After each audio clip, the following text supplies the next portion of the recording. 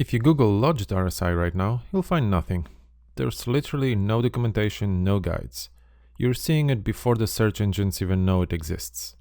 This is brand new territory, so if you want a real edge before the rest of the trading crowd catches on, stay with me. Clear your head out of the usual RSI rules, find a quiet spot, and give yourself 6 focused minutes to walk through it with me. Let's start by exposing the core issue. RSI changes its personality depending on the lookback period. Here's RSI 2, RSI 14, and RSI 100. RSI 2 barely spends any time near 50, it just bounces between the extremes. Now, compare that to RSI 100, which almost never touches 70 or 30. Look at these histograms. The blue bars show how often RSI of different lengths stay in each price zone. On RSI 2, the tallest bar sit at the edges, meaning short-term RSI lives in extremes. On RSI 55 or longer settings, the bars cluster near the middle, rarely touching 70 or 30 points. So the same RSI behaves completely different just by changing its length. If that's the case, how can we rely on fixed 70-30 rule? Well, we can't. Quick note before we continue. This isn't investment advice, just a math-based look at how RSI truly works.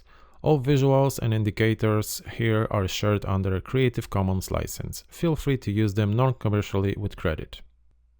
Short-term RSI acts like an on-off switch at the edges. Long-term RSI hardly ever gets there. That's why the classic approach fails.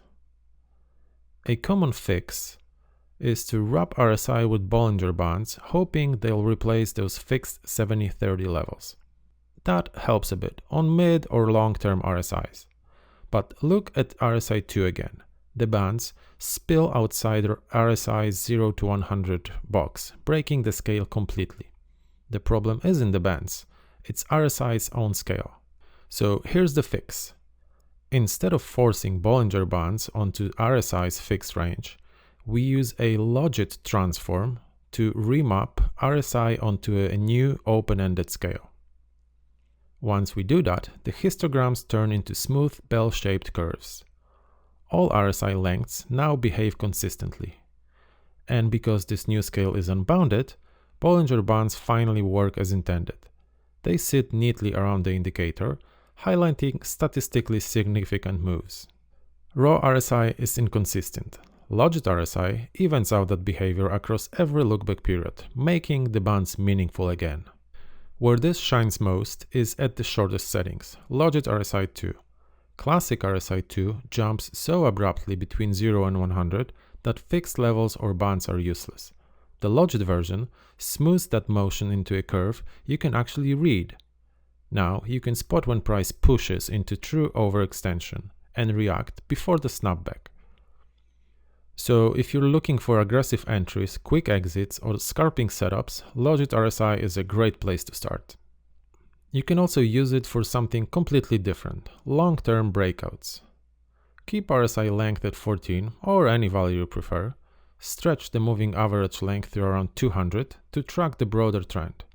Then, tighten the Bollinger Bands from 2 to 1 standard deviation so they hug RSI closely and highlight early pushes through key levels. The beauty is, you're not locked into RSI 14 anymore. You can choose any length, adjust the bands to your style, and find signals where most traders never look. Now, here's a little experiment before we wrap up. Head over to TradingView, open the Search tab, select People, and look for Adaptive RSI. You'll find the Logit RSI script we talked about. If you like, give us a follow, add the script to your favorites, and open it on your chart. By default, it is set to a 14-period Logit RSI with 50-period 2 standard deviation Bollinger Bands. Now let's have some fun. First, change the Bollinger Band length to 1000. That gives you robust, long-term overbought and oversold thresholds. Next, add the classic 70 and 30 levels, but converted to the Logit scale. That's 0.85 and minus 0.85. Once you plot those lines, you'll see it immediately.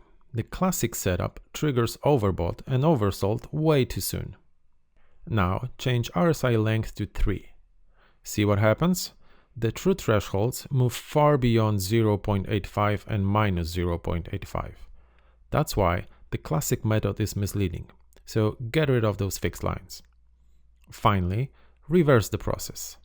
Take the true Logit thresholds, 2.7 and minus 2.7, and convert them back to RSI scale. That gives you about 94 and 6 points. Play around with the different lengths and see how those thresholds shift.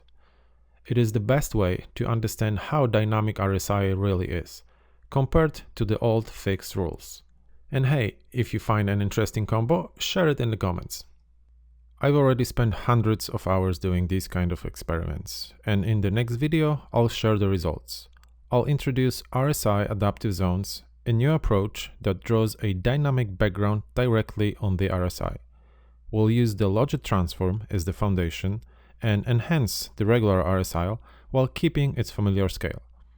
You'll be able to use any RSI, from 2 to 200, and instantly see how its key levels shift naturally with the lookback period, and as a bonus, true RSI bars and candles.